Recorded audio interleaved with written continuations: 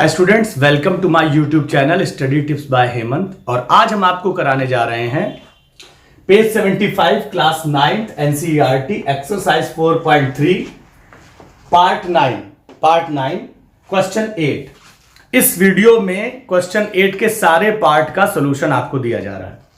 Question क्या है? In countries like USA and Canada temperature is measured in Fahrenheit, whereas in countries like India it is measured in Celsius. Here a linear equation that converts Fahrenheit to Celsius, F is equal to 9/5 times C plus 32. तो पहला question है students, draw the graph of linear equation above using Celsius for X axis and Fahrenheit for Y axis. मतलब Celsius को X axis मान करके और Fahrenheit scale को Y axis मान करके हमें एक लीनियर इक्वेशन दी गई है, उसका ग्राफ एक्स और वाई एक्सिस में प्लॉट करना है एक लीनियर इक्वेशन की फॉर्मेट में। तो हम क्या करेंगे, y के आगे फ़ारेनहाइट लिख दिया है और x के नीचे सेल्सियस लिख दिया है। मतलब x एक्सिस सेल्सियस स्केल को रिप्रेजेंट करेगी और y एक्सिस फ़ारेनहाइट स्केल को रिप्रेजेंट करेगी। जो रिलेशन आपको दिया है f = 9/5 टाइम्स प्लस 32। अब इसका ग्राफ सबसे पहले प्लॉट करेंगे। इसके लिए हमने आपको प्रिपेयर कर रखा है, एक ब्लॉक बनाइए सबसे पहले, और ये क्या हो गया c और ये f, ठीक है। अब c फॉर क्या है? C फॉर है x एक्सिस और F फॉर क्या है? Y axis. अब एक बार एक काम करिए, C को 0 ले लीजिए। C को जब आप 0 ले लोगे तो इस इक्वेशन में आइए जरा देखिए, F is equal to 9/5 into 0 plus 32। तो F की वैल्यू क्या आएगी? 9/5 टाइम्स 0 करोगे तो 0 हो जाएगा, तो F की वैल्यू क्या आएगी? 32। यानी ये वैल्यू हमको क्या मिल जाएगी? 32। अब इसके बाद अगली वैल्यू के बारे में देखिए। अब अगली वैल्यू हम ऐसी ले सकते हैं जो वैल्यू हमें थोड़ा इजी पड़े।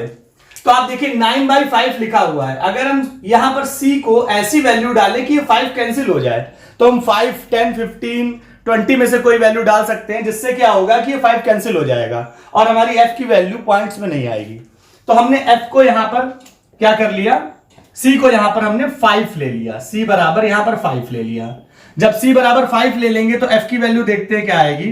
f = 9/5 इंटू c की जगह क्या डाल देंगे? 5 प्लस 32। तो 5 कैंसिल हो जाएगा, f की वैल्यू क्या आ जाएगी? 9 प्लस 32। 9 प्लस 32 कितना होता है? आप ऐड करोगे कितना हो जाएगा? 41। तो ये वैल्यू क्या आ गई? 41। अब ये दो पॉइंट्स आपको मिल चुके हैं स्क्रीन में। पहला पॉइंट क्या है? 0,32 और दूसरा पॉइंट क्या है? 5,41। इन दोनों से हमें ग्राफ प्लॉट करना है।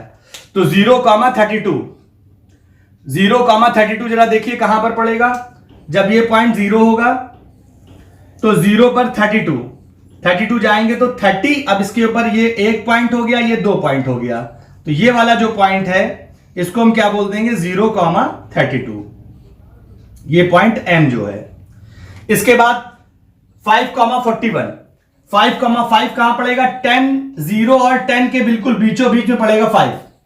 और 41 के लिए हम कहां जाएंगे? 40 के थोड़ा ऊपर 41 होगा, वो पॉइंट इस जगह कहीं आएगा।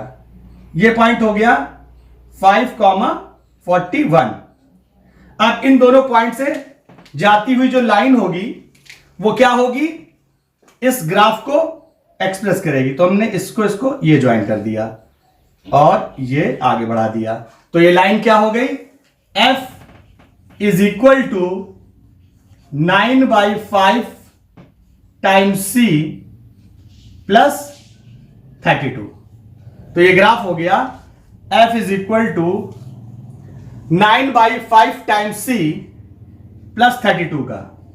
इस तरीके से हम इस ग्राफ को प्लॉट कर लेंगे स्टूडेंट्स, और हमें कोई भी प्रॉब्लम नहीं होगी, क्योंकि हम पहले ऐसा फाउंडेशन तैयार कर चुके हैं जिससे फर्स्ट पार्ट हमारा कंप्लीट हो जाता है। अब क्वेश्चन नंबर 2 एक्सरसाइज 4.3 क्वेश्चन 8 का सेकंड पार्ट जो है, if the temperature is 30 degree centigrade, what is the temperature in Fahrenheit. यानी हमको क्या C की वैल्यू क्या दी हुई है? 30 डिग्री दी हुई है। अब इसी इक्वेशन में हम C बराबर 30 पुट कर देंगे तो हमें F की वैल्यू मिल जाएगी। तो F इज इक्वल टू क्या हो जाएगा? 9/5 इंटू 30 प्लस 32। तो 5 6 जा 30, यहां से F की वैल्यू क्या आ जाएगी? 9 6 जा 54 प्लस 32, जो वैल्यू होगी 86 डिग्री। यानी F बराबर आ गया 86 डिग्री। F की वैल्यू आ गई 86 डिग्री।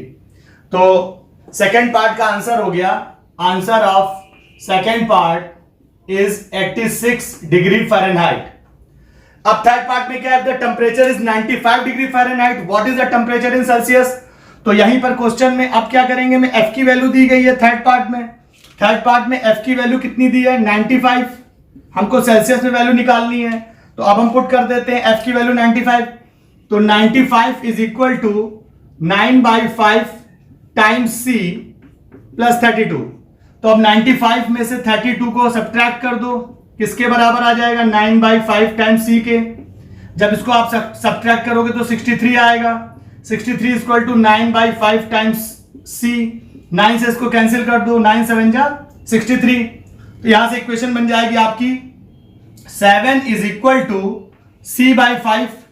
तो क्रॉस मल्टीप्लाई करोगे तो यहां से C की वैल्यू क्या आ जाएगी, 7 5 जा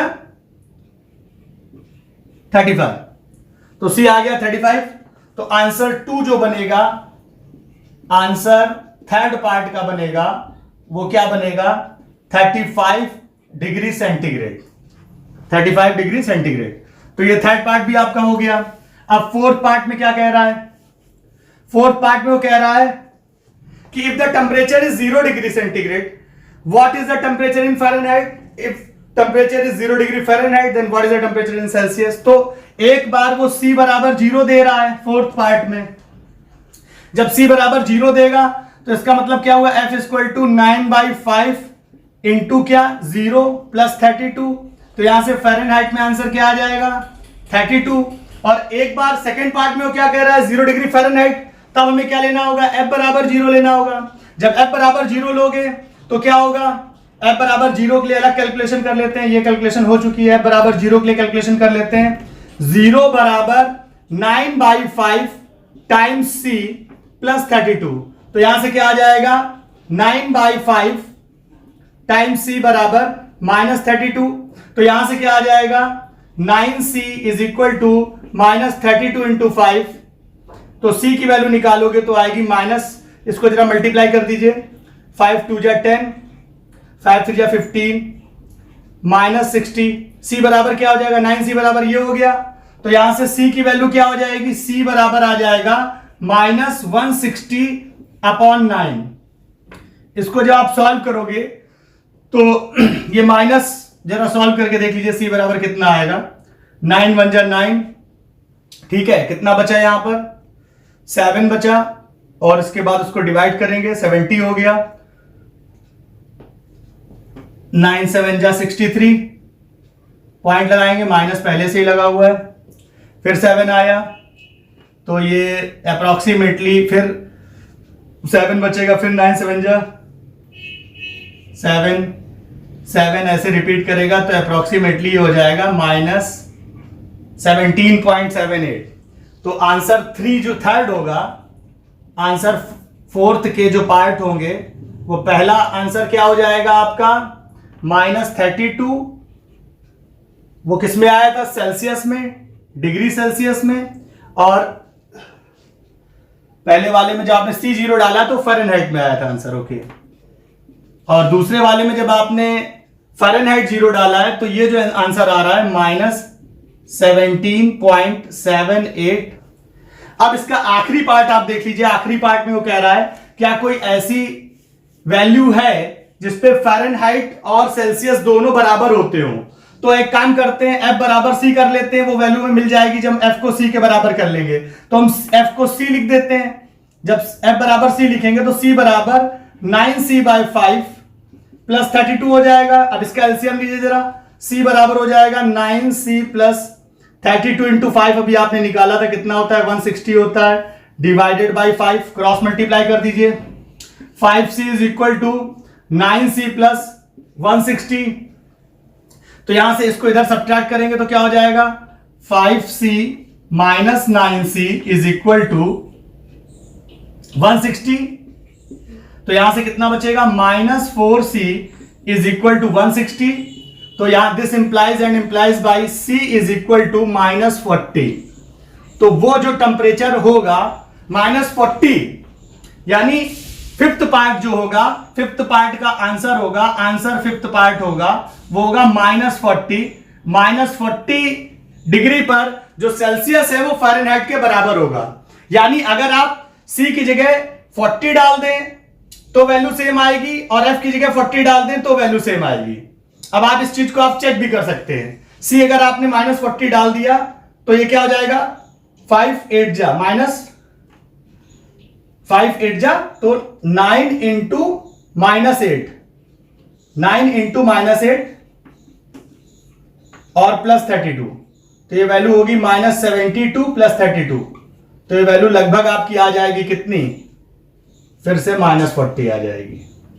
तो अगर आप इस टेम्परेचर को डालोगे तो देखिए फिर इधर से भी -40 आ रहा है, यानी ये वो वैल्यू होगी। तो आंसर इसका एक आंसर यस भी हो गया कि हां ऐसी वैल्यू है जो उसने पूछा था। Is there a temperature which is numerically the same in both Fahrenheit and Celsius, if yes find it. Yes ऐसा टेम्परेचर है, यस ऐसा टेम्परेचर है और उसको फाइंड कर लिया क्या, -40। तो इस तरीके से स्टूडेंट्स क्वेश्चन 8 के सारे पार्ट कंप्लीट हो जाते हैं और इस तरीके से लीनियर इक्वेशन एक्सरसाइज 4.3 के सभी पार्ट एनसीईआरटी के कंप्लीट हो जाते हैं। अगर आपको हमारा वीडियो अच्छा लगा हो तो प्लीज लाइक करिएगा, सब्सक्राइब करिएगा और शेयर करिएगा। Thank you.